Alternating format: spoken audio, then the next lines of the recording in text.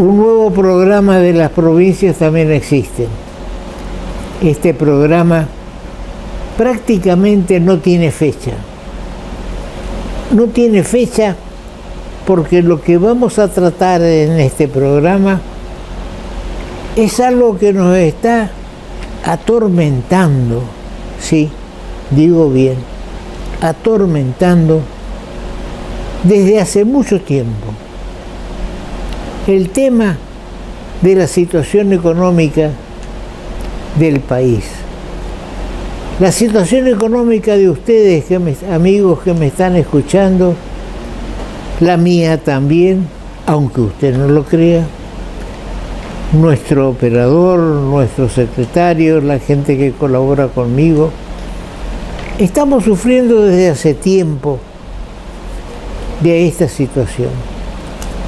Tengo a la vista un diario que es del sábado 9 de diciembre de 1923, es decir, el día antes que asuma Milei. Y les voy a leer el título y se los voy a mostrar y el señor camarógrafo lo va a poner a consideración de ustedes para que no vean que no hay alteración mía, y que es la opinión que hace el texto. Lo escriben Esteban Lafue, Lucila Marín, Fabiola Susbar, Fernando Rodríguez y Javier Dobretti. El artículo se titula La herencia del gobierno kirchnerista. Es decir, que lo que está pasando en estos momentos en el país, la situación económica donde hay muchas necesidades, donde el gobierno avanza, lo decía un titular del diario Norte de Corrientes, avanza rápidamente con su intención de reformas, pero que también tiene que avanzar rápidamente en la solución de los problemas de la gente. Pero veamos, ¿se puede mejorar la situación cuando la herencia del gobierno kirchnerista deja una inflación récord frente a fuerte aumento de la pobreza y las reservas en rojo? Es muy difícil manejar el país, manejar una empresa, manejarse uno mismo en su economía familiar si uno tiene que afrontar una inflación récord, un aumento de la pobreza y las reservas en rojo. Algunos preguntarán, ¿y a mí qué me importa si las reservas monetarias del Banco Central se recibieron por parte del gobierno de Milei en cero? Yo no vivo de las reservas, usted tampoco.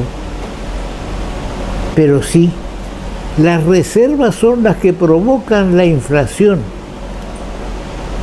Como le pasa a usted, me pasa a mí, nos pasa a todos. ¿Qué son las reservas en forma individual? Un poquito de plata, hablemos de pesos, moneda nacional, porque lamentablemente reservas en oro, en dólares o en libras esterlinas no tenemos, ni tampoco tenemos en pesos.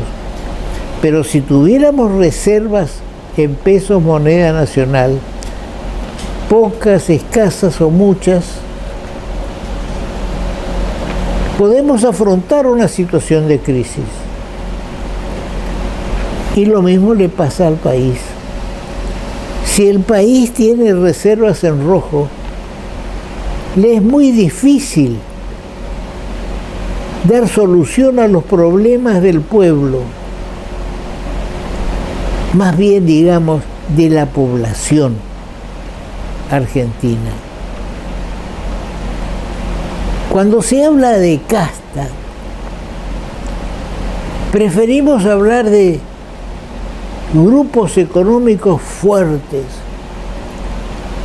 aquellos que disponen de reservas, que tienen un capital.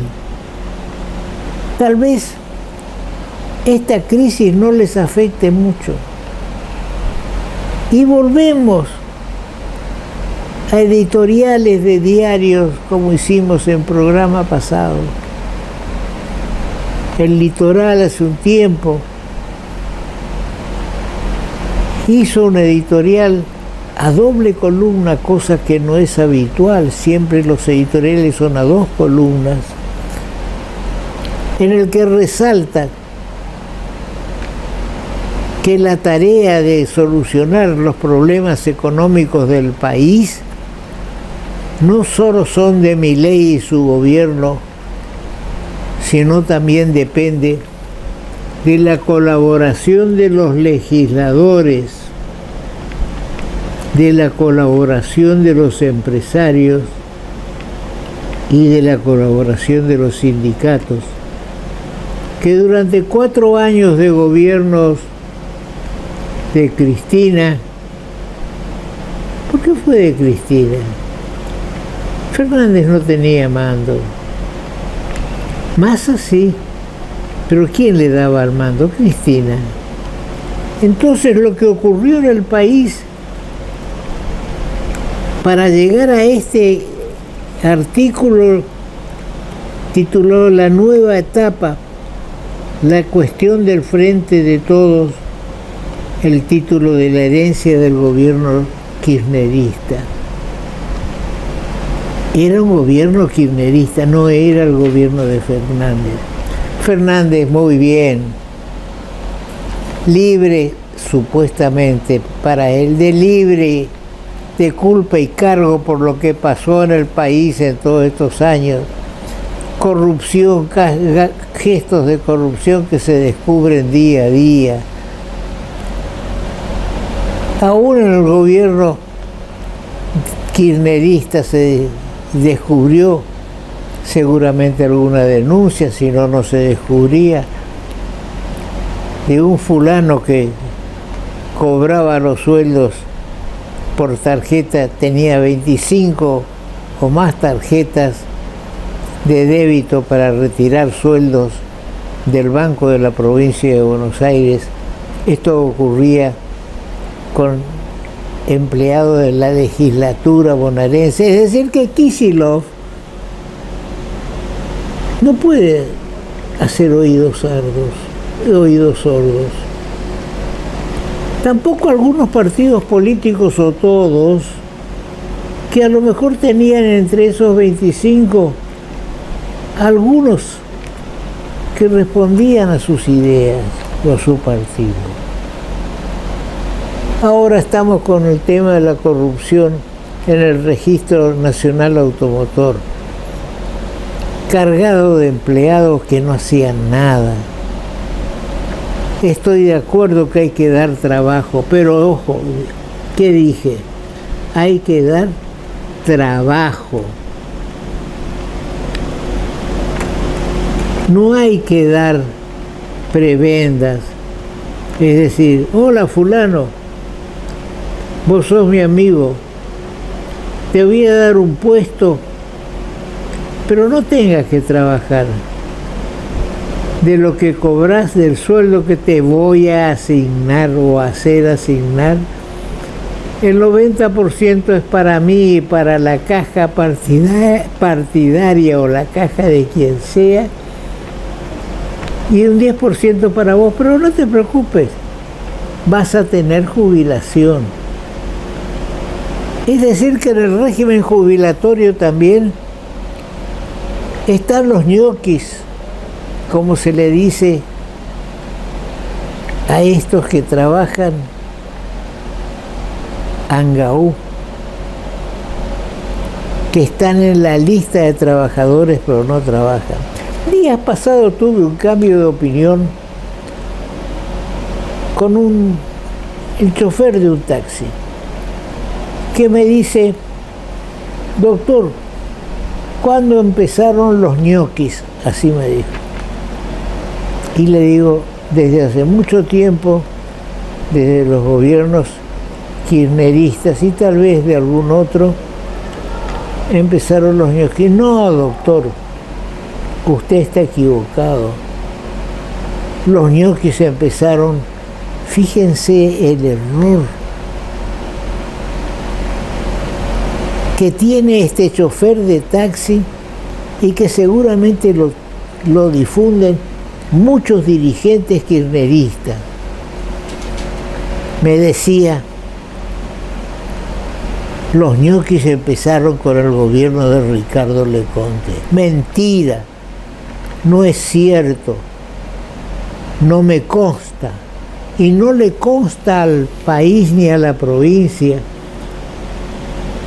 que en el gobierno del doctor Ricardo Leconte hayan comenzado los ñoquis. Los ñoquis empezaron mucho antes y tal vez desde el gobierno de Leconte se empezó a cortar todo eso, los gobiernos que lo sucedieron. Y voy a salvar de los gobiernos anteriores al gobierno de la intervención federal de Adolfo Navajas Altazar, del cual formé parte como secretario general y luego como ministro. Ahí no había ñoquis, había designaciones para trabajar. Y el que no trabajaba se iba. Son cosas que hay que recordar. Días pasados un dirigente empresario de AFIP me decía, ¿por qué en sus programas no habla un poco de la historia de Corrientes? No se va un poquito más atrás. Tal vez tenga razón y tal vez yo no tenga el tiempo necesario o tal vez la información completa para hacer eso. Pero trataremos para que quienes nos escuchan sepan que el problema actual es la herencia del gobierno kirchnerista, inflación récord, fuerte aumento de la pobreza y las reservas en rojo. Continuando con lo dicho, de que también deben colaborar a los legisladores, se produjo un hecho que me aturde y me confunde. El proyecto de ley bases llamado Ley Ómnibus tuvo una aprobación en general y el martes debía empezar a tratarse en particular. Aparecieron disidencias aún antes de empezar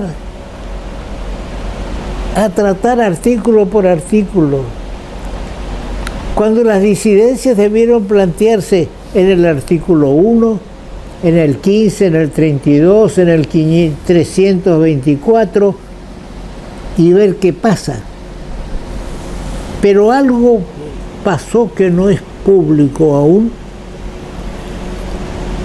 que determinó que el gobierno decida, para mí intempestivamente, no lo esperaba, decida que vuelva todo a comisión, como pensando que si en comisión se resuelve una cosa, significa que aprobar en general significa aprobar en particular.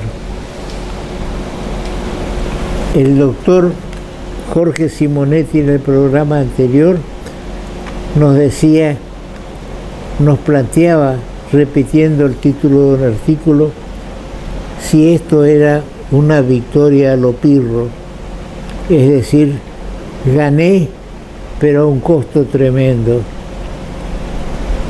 Y planteaba lo de Voltaire, que decía algo parecido: a lo mejor es enemigo de lo bueno. Yo estaba con eso, lo mejor es enemigo de lo bueno, pero parece que tenía razón el doctor Simonetti.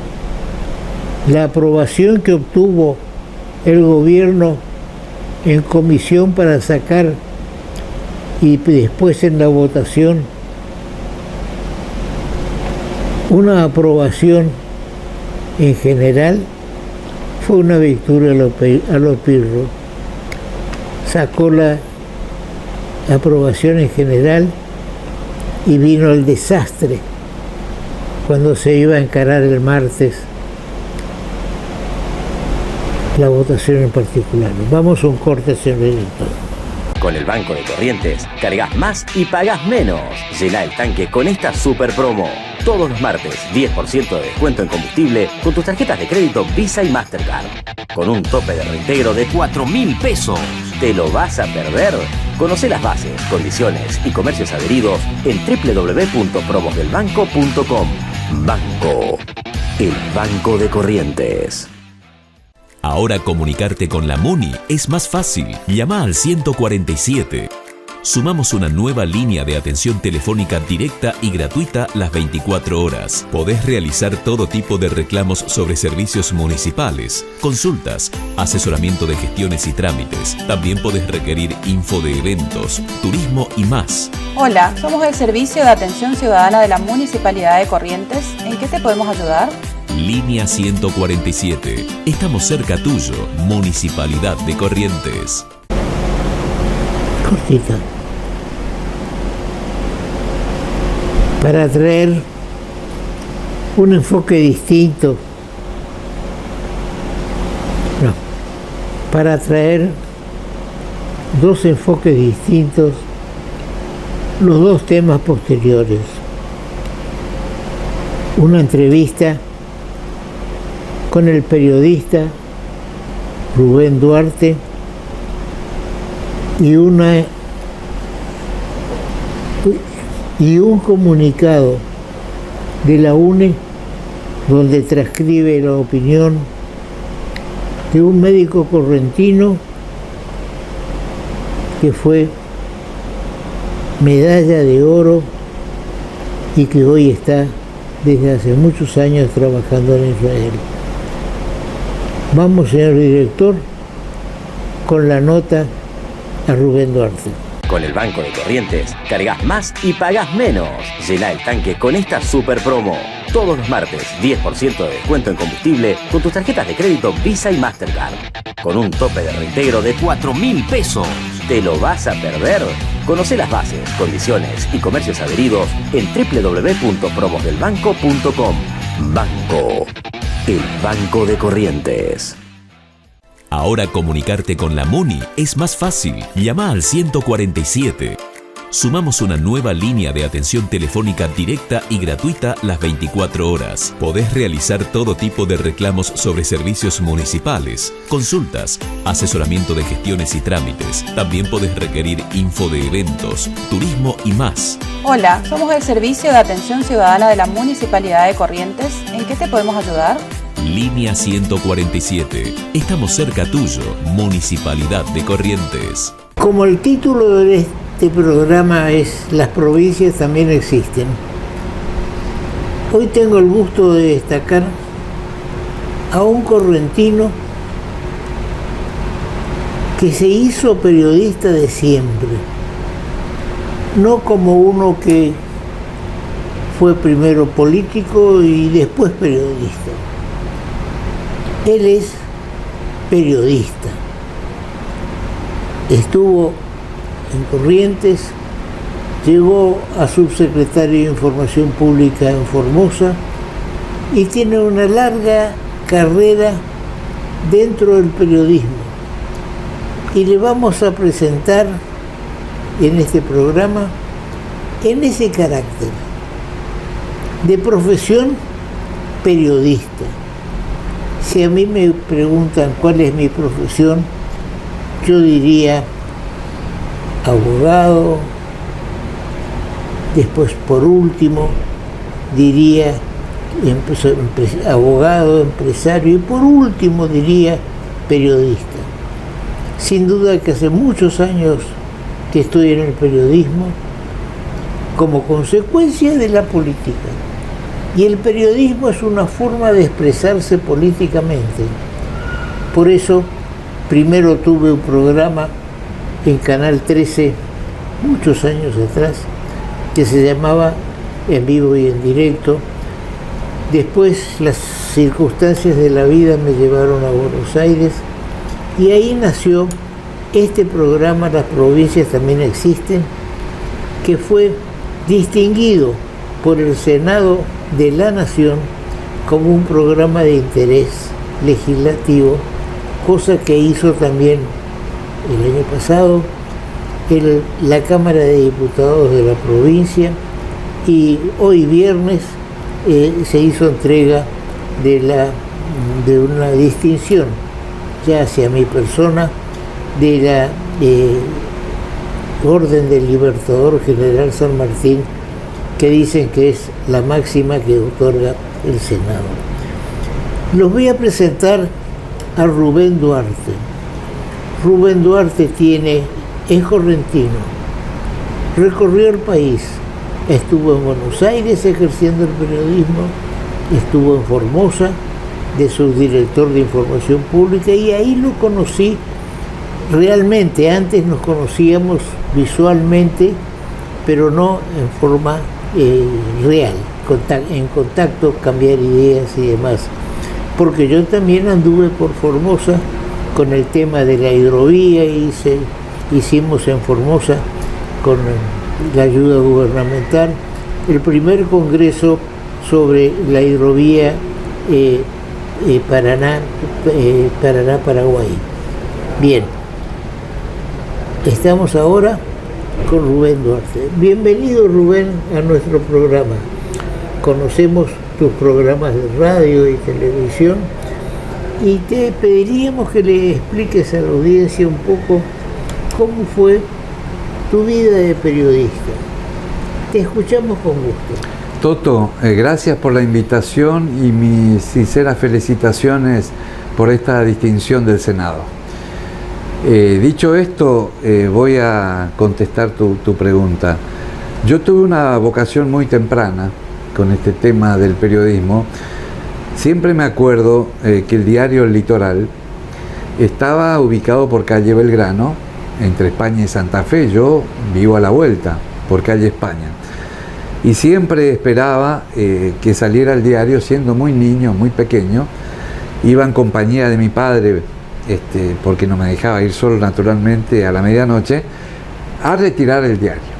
Porque yo aprendí a leer a los 4 años. Tenía una tía que era directora de escuela, de la escuela primaria de Laguna Brava, Juliana Parodi, y ella me llevaba siempre y aprendí ahí a leer y mis primeras letras, ¿no? Entonces me encantaba leer el diario y escuchar LT7, La Pionera.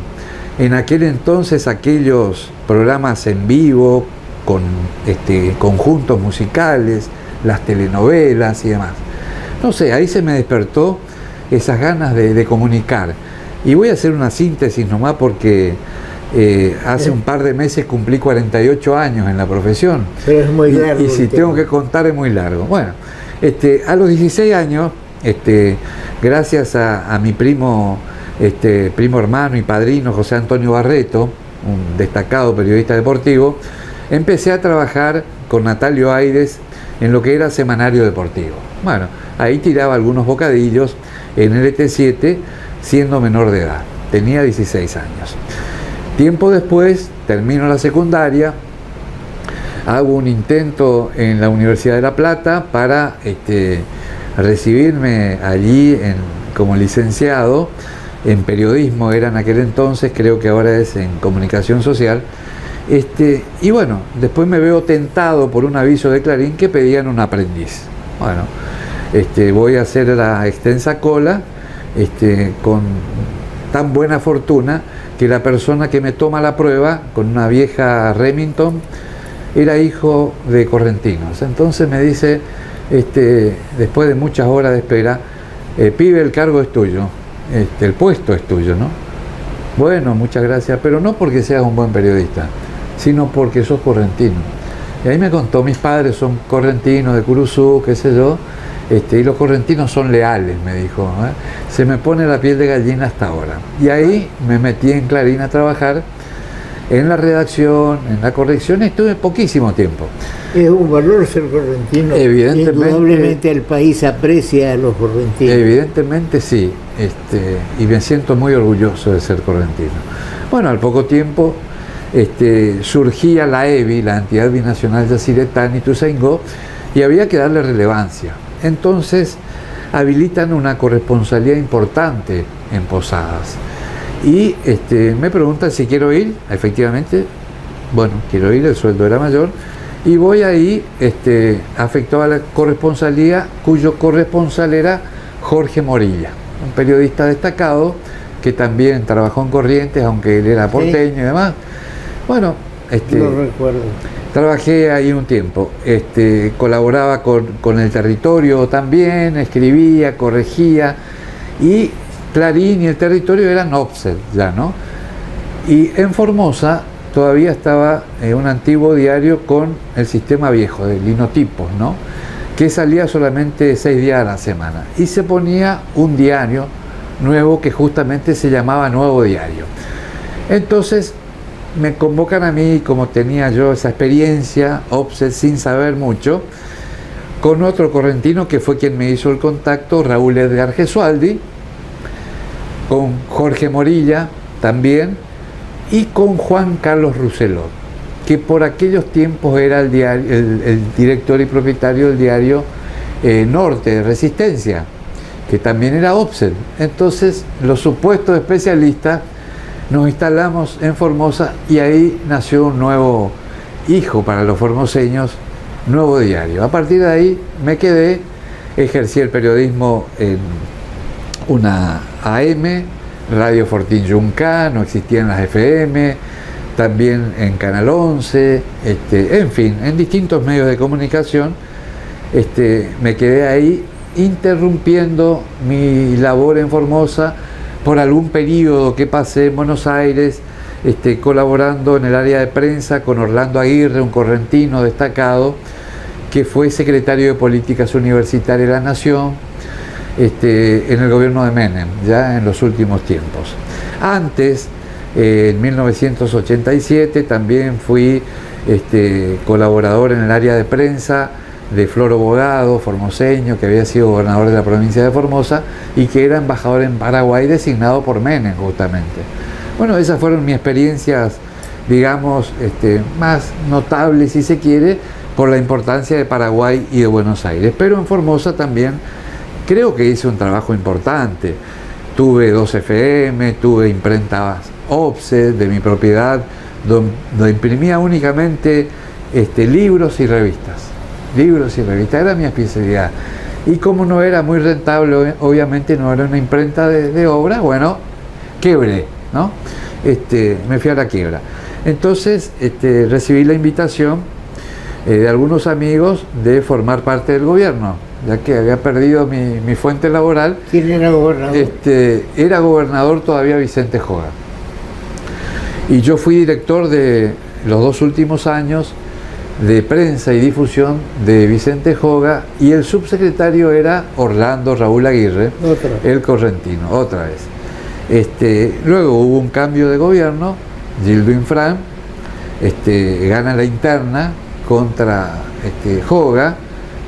Dicho sea de paso, hasta ahora conservo la amistad con los dos, y con Vicente Joga telefónicamente me comunico muy a menudo. Entonces yo continúo en el gobierno de Gildo como director primero, y después 10 años y medio como subsecretario de Comunicación Social, puesto que abandono ya hace 7 años y medio para venir por razones familiares a Corrientes, donde vine tan harto realmente del periodismo, porque yo en los 63 años de vida, Toto, no me tomé vacaciones nunca. Nunca viajé por vacaciones, viajé por trabajo. Y bueno, eso me ocasionó seguramente algunos problemas familiares porque este es mi tercer matrimonio y mi quinta convivencia, así que creo que mi adicción al trabajo me trajo algunos inconvenientes que no me arrepiento para nada, porque insisto, primero está el trabajo, porque si no tenemos salud, no tenemos trabajo, y si no tenemos trabajo, no tenemos familia. No siempre se entiende eso, de que primero, cuando uno se mete tanto en el periodismo como en la política, incluso en las empresas, lo primero es el trabajo. Así y es. Cuando hay tiempo y dinero, entonces uno puede decir, brindar a la familia, empezando por la esposa, que en ese momento uno puede decir, vamos de vacaciones, porque las vacaciones no solo implican el pasaje de ida y vuelta o la estadía en un hotel o donde fuera, sino también otros gastos que insumen a lo mejor mucho tiempo y muchos ahorros durante años de trabajo. Bien, continuamos con tu narración y te preguntaría, ¿cuántos años estuviste con Joga? Estuve colaborando con Joga desde afuera con mis emprendimientos, tenía programas en radio, televisión, digamos, con mi productora, y tenía una revista que se llamaba Encuentro, que estuvo 11 años vigente en Formosa, y trabajé durante los 8 años de Joga como gobernador. Antes había sido ministro de gobierno 4 años. Yo siempre estuve vinculado a la política porque me especialicé en eso, me gusta eso hasta hoy. Y los 2 últimos años de su gobernación fui funcionario de él, fui director de prensa. Así que estuve vinculado a él todo ese tiempo, y digamos que tenemos una hermosa amistad ya desde hace tiempo, totalmente desinteresada, ¿no? Cada vez que puedo lo visito y nos hablamos por teléfono. Él tuvo una enfermedad muy, muy grave y afortunadamente pudo sortear el inconveniente. Sí, en 1958, mi primo hermano, el doctor Luis Gutniski, médico, fue gobernador electo por el desarrollismo en Formosa. Cumplió los 4 años en ese momento. ¿Es recordado en Formosa? Es muy recordado como una buena persona. Tal es así que la avenida principal de Formosa lleva el nombre de Luis Gutniski, una avenida que para los que no viajan hace rato o no conocen Formosa, es bellísima. Es muy linda, donde está la terminal, donde hay negocios muy importantes, concesionarias de autos. Es la avenida principal de la capital formoseña, es muy recordada. Qué bien. Yo tuve, digamos, una vinculación con el periodismo a través del tránsito que tenía desde mi casa en Plácido Martínez y Tucumán, que todavía se conserva una parte de esa casa, y iba a la escuela Sarmiento en la calle Buenos Aires frente a la plaza, a la plaza 25 de Mayo, y desde los 5 años.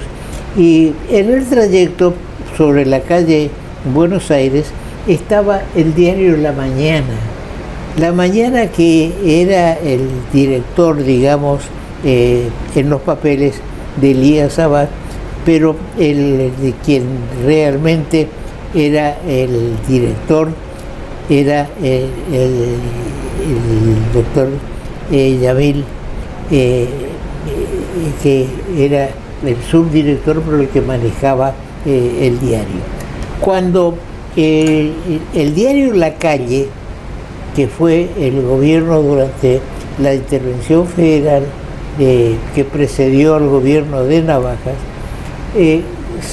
cuando vino la revolución libertadora, llamémosle, La Calle se cerró y entonces la adquirió don Víctor Navajas Centeno y se le puso el nombre del diario Litoral, y el director fue José Miguel Irigoyen durante un tiempo. Después se cambió el nombre, lo compró al diario don Juan Romero, continuó con el nombre del diario El Litoral. Y el director fue Gabriel Félix. Y el director fue don Gabriel Félix. Que era periodista. Que ya es gran periodista, gran amigo. Nos apreciábamos mucho de aquella época todavía del diario La Mañana. Ahora, conocida tu actuación, digamos, durante toda una vida vinculada con el periodismo, ¿cómo viste estos días de Corrientes, o cómo ves que ha sido vista en Formosa y en otros lugares el carnaval correntino, que tuvo una particularidad, una fecha distinta al carnaval que figura en el almanaque? Así es. Y yo tengo una imagen de lo que es en Europa famoso el carnaval de Venecia. ¿En qué consiste el carnaval de Venecia?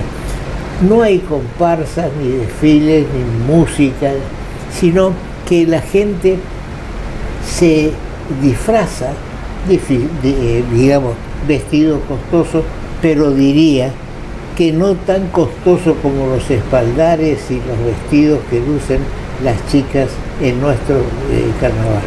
Es decir, que es un carnaval que consiste en desfile y la gente va a la plaza caminando. Claro, no es profesional, digamos. Claro, con sus disfraces.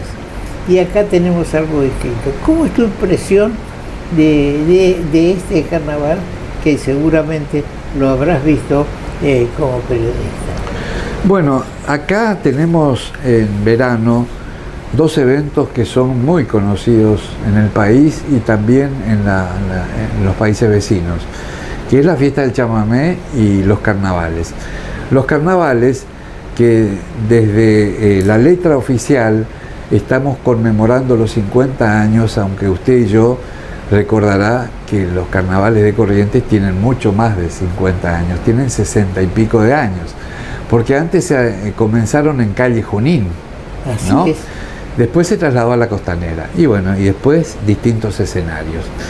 Yo creo que desde el punto de vista turístico es, aparte de los esteros, lo más importante que tiene el carnaval de Corrientes, sin restarle mérito al chamamé, ¿sí? El carnaval es alegría para el pueblo y yo estoy muy de acuerdo con que esto suceda. Sé que alguno por ahí salió a criticar porque sostenía que en tiempos de crisis, ¿cómo se va a hacer una fiesta de esta naturaleza? Pero yo sostengo algo, y Arturo Jauretche decía: los pueblos tristes no vencen. Y a mí me gusta la alegría y que los pueblos no sean tristes, que los pueblos sean alegres, felices, y así vencer a la adversidad. Y no sé a qué se refería Jauretche cuando decía los pueblos tristes no vencen, y yo pienso que es vencer a la adversidad, al cambio climático, a la crisis económica, social, cultural y moral que hay en la República Argentina. Entonces, matizar con un poco de alegría en estos tiempos me parece muy acertado. Quizás en otra oportunidad yo también hubiese sido crítico tanto de la fiesta del chamamé como de los carnavales, pero en esta ocasión hago este análisis. Tenemos, Toto, que ser más alegres, tenemos que desdramatizar los problemas, que son muchos, que no son políticos, lamentablemente son problemas sociales, son problemas culturales. La picardía del argentino nos llevó y nos lleva por mal camino. Lo digo siempre. Yo creo, yo hacía referencia en mi editorial a la situación difícil que se está creando en estos momentos en el país con el tratamiento de la llamada ley bases, pero ley ómnibus, que volvió otra vez marcha atrás y demás. Ese es otro tema que, digamos, no entra. Pero dijiste algo que me lleva a un razonamiento de programas anteriores. Corrientes todo el año es carnaval. Esto no es una broma de decir todo el año es carnaval. Es todo el año carnaval porque da trabajo a mucha gente. Desde el mes de marzo, es decir, desde el próximo mes, ya se empieza a pensar y a trabajar para el carnaval del año que viene. Y entonces hay diseñadores, arquitectos que están viendo qué carroza va a ser la mejor, elegir el tema. Todo eso lleva su tiempo y sobre todo lleva su tiempo armar los trajes y demás. ¿Y quién arma los trajes? El corparcero que se pone a... No, da trabajo a costureras, a modistas, a peinadores, es decir, es una fuente de trabajo. Seguro que sí. Importante. Tanto eso como el chamamé, pero el chamamé es algo más distinto, pero que también es una fiesta de alegría, como vos bien señalás. También hay una coincidencia con el Carnaval de Venecia. Se celebra desde el 27 de enero. Es decir, que hay prácticamente una superposición de fechas. Yo creo, y es cierto tu afirmación, de que en estos tiempos difíciles hay que brindarles al pueblo, primero, una mano de obra que lamentablemente no existe en otros rubros en este momento en Corrientes, ya cerrado prácticamente Astillero Corrientes, tipo Haití ya limitado en su acción, y el establecimiento de Las Marías produciendo la yerba mate y demás, y hay otras 2 o 3 industrias más y basta, cuando deberíamos tener muchas otras industrias. Bien, Rubén, ha sido un gusto volver a revivir nuestra relación que se inició, como decíamos ambos, en Formosa, cuando yo tenía otro tipo de actividad. No estuve en Formosa por razones políticas ni periodísticas, sino que Rubén, con los medios que tenía Formosa, reflejó nuestro interés por el tema de la hidrovía Paraguay-Paraná, que es un tema aún latente. Así Bien, es. ¿Tus palabras finales, Rubén? Bueno, Toto, en principio, ya te lo dije en varias ocasiones, vos sos un ejemplo para mí, para mi equipo de trabajo y para mi familia, que son quienes trabajan conmigo. Entonces, nosotros seguimos el norte que nos marca Toto Buniski, las ganas, a pesar de todo, a pesar de las adversidades, a pesar de lo difícil que es sostener una producción periodística en una plaza como esta. También hay que ser honestos. Cuesta plata y muchas veces, por no decir todas las veces, hay que meter la mano en el bolsillo y poner la plata de uno. Gracias por la invitación y vamos a ser recíprocos e invitarte muy pronto para uno de nuestros programas. Bien, muchas gracias y nosotros seguimos con nuestro programa. Con el Banco de Corrientes, cargas más y pagas menos. Llena el tanque con esta super promo. Todos los martes, 10% de descuento en combustible con tus tarjetas de crédito Visa y Mastercard. Con un tope de reintegro de 4.000 pesos. ¿Te lo vas a perder? Conoce las bases, condiciones y comercios adheridos en www.promosdelbanco.com. Banco. El Banco de Corrientes. Ahora comunicarte con la MUNI es más fácil. Llama al 147. Sumamos una nueva línea de atención telefónica directa y gratuita las 24 horas. Podés realizar todo tipo de reclamos sobre servicios municipales, consultas, asesoramiento de gestiones y trámites. También podés requerir info de eventos, turismo y más. Hola, somos el Servicio de Atención Ciudadana de la Municipalidad de Corrientes. ¿En qué te podemos ayudar? Línea 147. Estamos cerca tuyo, Municipalidad de Corrientes. El día 3 de diciembre pasado fue el Día del Médico. En la Nación del sábado 2 de diciembre, el doctor Alberto Berrome escribe un artículo ¿Por qué ser médico hoy en la Argentina? Y nos dice, ¿por qué ser médico hoy? cuando el ejercicio de la medicina es un escenario que ha sufrido un deterioro ininterrumpido. Lo dice un médico para el Día del Médico.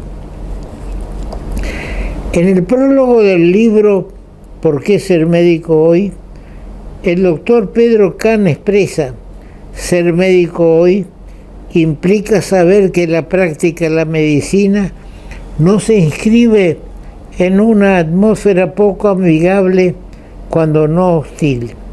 El médico hospital es la cara visible de un sistema ineficiente, expulsivo y poco amigable por el supuesto beneficiario. Esto lo dice en forma general. Yo digo que sí, que hay médicos en los hospitales que se destacan por su dedicación, tal vez con una insuficiente paga, pero lo hacen con capacidad, con dedicación y con amor al paciente. Lo digo con conocimiento de causa, porque estuve durante el año pasado en especial y parte de este internado en el hospital geriátrico, con el éxito que ustedes ven que estoy hoy ante sus cámaras. Esto es general, no es para Toto Budniski únicamente. Pero bien, veamos qué nos dice la Universidad Nacional del Nordeste, transcribiendo una nota del doctor Carlos Capará, de 34 años. A los 34 años fue el mejor promedio de su promoción, 1982. Y está con los problemas que vio en la Argentina durante el gobierno de Raúl Alfonsín, decidió radicarse en Israel. Se radicó en Beersheba, una de las ciudades más antiguas de Israel, ubicada en el sur del territorio, con solo 198.000 habitantes. Concentra la mayor población israelí en el desierto del Negev, mencionada en el libro del Génesis. Es hoy una de las áreas más diversas y de más rápido crecimiento. En esa ciudad y en ese contexto funciona el Centro Médico Universitario Soroka, considerado el hospital general más grande de Israel. Desde el año 1990, el doctor Capará cumple funciones en ese hospital como residente del Departamento de Medicina Interna. Hoy tiene a su cargo, y repito todo esto porque la UNE distribuyó esto que llegó a ser publicado hace 2 días en el diario El Litoral. Hicimos una referencia en el programa anterior, muy corta por el tiempo, y hoy podemos decir capítulo 2. Está a cargo, tiene la dirección de la unidad de cateterismo y hemodinámica del Departamento de Cardiología Intervencionista del Centro Médico. En 1982 se graduó con el mejor promedio de la Universidad Nacional del Nordeste en la Facultad de Medicina. Sigue diciendo, continuó su especialización en cardiología como residente en el Hospital Escuela General Francisco de San Martín, y gracias a una beca del Rotary Club entre los años 1987 y 1989, concurrió al Instituto Nacional de Cardiología de México, donde se especializa en electrofisiología. Atención, a su término de esa beca, germinaba el Instituto de Cardiología Juan Francisco Cabral. Sin embargo, el impacto económico de la hiperinflación del gobierno de Raúl Alfonsín, radical, lo lleva a tomar la decisión de radicarse en Israel, donde ocupa un lugar destacado en el staff del centro médico de Soroka. Dice que en ese hospital realizamos entre el año 2.500 y 3.000 cateterismos, de los cuales el 95% corresponden a pacientes coronarios. Seguramente acá se realizan muchos más cateterismos. Tengamos en cuenta que la ciudad donde está radicado tiene tan solo 1.800 habitantes. Sigamos con lo que nos dice la Universidad Nacional del Nordeste al transcribirnos esta carta que le dirige el doctor Raúl Capará. Yo creo que tuve un compañero en el secundario de apellido Capará, no lo recuerdo bien, pero sí recuerdo el apellido. Nos dice, recuerda el doctor Capará con altura a quienes lo formaron, y recuerda al doctor José Domingo Chiveta, que a los doctores Jorge Reinaldo Badaraco y Joaquín García, 3 mentores en mi especialidad de cardiología, dice Capará. También recuerda a los doctores Alberto Lifchitz, Felipe Lanari y el doctor Beneventano, grandes maestros que ocuparon mi información. En Israel el sistema universitario, sobre el sistema universitario Capará dice lo siguiente: referido a la instrucción en Argentina, dice que estábamos dentro de un régimen muy intenso en el que estudiábamos de todo sin reparar lo importante de lo que no lo era. Hoy, como docente y también comparando con el sistema de formación que tiene un estudiante israelí, en mi opinión, tiene su lado bueno. Para estudiar medicina en Israel, los estudiantes deben superar un proceso de selección sumamente exigente. Después de alguna medida aseguran los resultados de su excelencia. Pasada esta selección, se toma en cuenta rendimiento de la escuela secundaria. Deben superar un examen psicológico y una comisión entrevista a cada aspirante. El programa de estudio consiste en 3 años en los que se les instruye en materias básicas: anatomía, fisiología, histología, bioestadísticas, ética, etc. Pero paralelamente ya se empieza a tener encuentros con el ámbito hospitalario. Hasta el 4º año de instrucción pasa directamente al hospital con relaciones en diversos de servicios. Como ejemplo, en el departamento de cardiología a su cargo recibimos una camada de alumnos de 4º año y la rotación hace que se los encontremos de nuevo en el 6º año. Destaca aquí sus vínculos afectivos con Corrientes. Corrientes está en mi corazón, dice Capará. Allí está mi hermana Laura Capará, que es médica infectóloga, mis sobrinos, mis colegas, amigos, y también el Paraná, que disfrutaba practicando la cobertura en el club de regatas. Guardo también en mi corazón al Instituto de Cardiología y sus profesionales. Sus médicos fundadores formaron parte de mi camada. La medicina que siento y la cardiología sale de ese lugar, del Instituto de Cardiología de Corrientes, pero como decíamos, es difícil ser médico en Corrientes y lo llevó a ser médico en Israel. En mayo fui invitado a disertar en Rosario en el Congreso de la Federación Argentina de Cardiología a la que pertenezco. Ese encuentro se cuenta con el auspicio de la Sociedad Cardiológica de Corrientes, de la que también formo parte.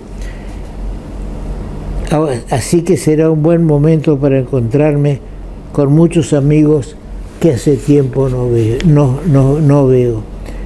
Es importante este tema, sobre todo que, como bien dice el titular de lo que estoy manejando, se recibió en la UNE y se dirige un área en el hospital más importante de Israel. Es decir, que no es una cuestión mía por ser de religión judía y defensor de Israel. Hay un contrario a Israel que dice lo siguiente, ponemos a su consideración, y con eso terminamos nuestro programa diciendo: no más holocausto, no más muertes de judíos por el solo hecho de ser judíos, libertad a los presos por Hamás, civiles, mujeres, niños secuestrados, y eso no es hacer guerra, eso es un bandidaje. Después de escuchar a quien supuestamente es un predicador maometano, terminamos nuestro programa. والصلاة والسلام على سيدنا ونبينا خاتم النبيين أبي القاسم محمد بن عبد الله وعلى آله الطيبين الطاهرين وصحبه الأخيار المنتجبين وعلى جميع الأنبياء والمرسلين. السلام عليك يا سيدي ومولاي يا أبا عبد الله يا ابن رسول الله، وعلى الأرواح التي حلت بفنائك. عليكم مني جميعا سلام الله أبدا ما بقيت وبقي الليل والنهار. السلام على الحسين وعلى علي بن الحسين وعلى أولاد